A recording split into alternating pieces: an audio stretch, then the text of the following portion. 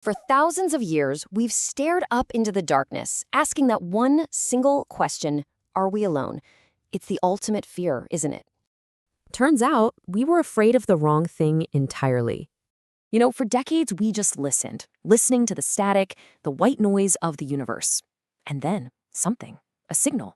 It wasn't random, it was math. It was intentional. The whole world, for once, came together. We built a ship to sail across that cosmic ocean, all because we were hoping for, a welcome party, some ancient wisdom, just a connection. And so we did it. We crossed that endless dark. We finally went to knock on our neighbor's door. But when we arrived, the sensors, they picked up absolutely nothing.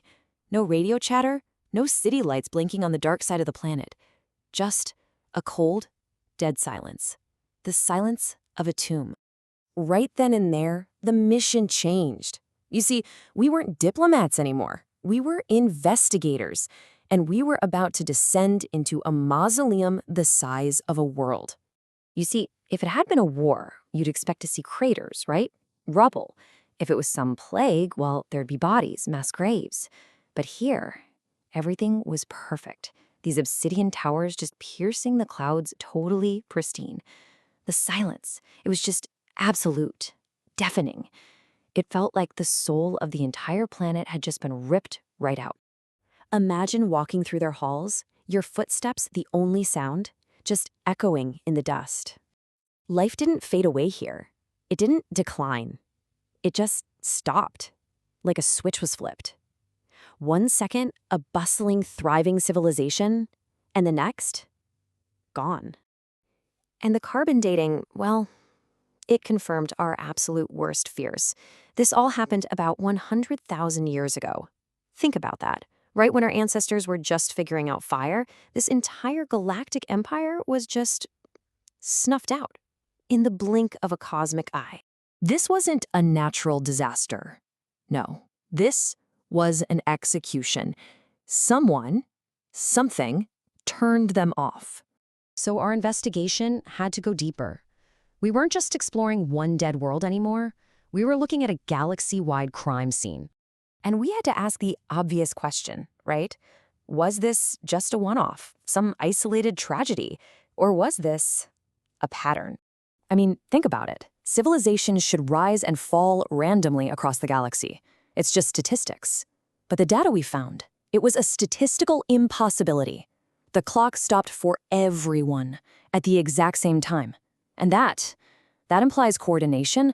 It implies intent. So we had to give it a name. We started calling it the Great Silence. That specific moment in cosmic history when all the lights in the neighborhood just went out. When you look at all the evidence, there's only one logical conclusion, and it's absolutely terrifying. Someone or something conducted a galaxy-wide purge, a reset. And humanity? How did we survive? We got lucky. We were still in our cradle, just banging rocks together in caves while entire galactic empires were being slaughtered. We survived simply because we were too primitive to even be noticed. For years, we've had this theory called the Great Filter, some kind of invisible wall that stops civilizations from becoming spacefaring.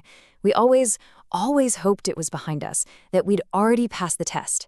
We were so wrong. See, our theory was that the filter was something natural, a law of physics, a biological limit. But the reality, it's so much worse. It's not some past event we survived. It's waiting for us in the future. It's not a natural law, it's an artificial trap. And we haven't survived it. It is waiting for us. And then we found it, out on the edge of the Perseus Arm, drifting in the dark. We found the source of the Great Silence. And it wasn't a weapon. It was a listening post, a sentinel. This automated monolith just floating in the void, darker than space itself. Its job is brutally simple. It just listens. It monitors energy signatures. It can sleep for millennia just waiting for a specific kind of noise, a spike. The kind of energy spike a civilization makes when it discovers faster than light travel. The moment we fired up our first warp drive to go see the stars, we tripped the alarm. We thought we were explorers. We thought we were knocking on a neighbor's door. But really, we just rang the dinner bell. And, well, that brings us to the final, awful realization.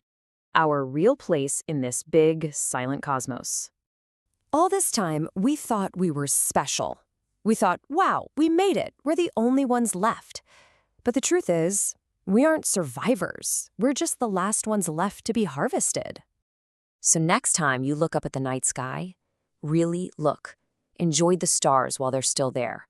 We are the last children of the Milky Way, playing in a graveyard. Unaware that the caretaker has just woken up.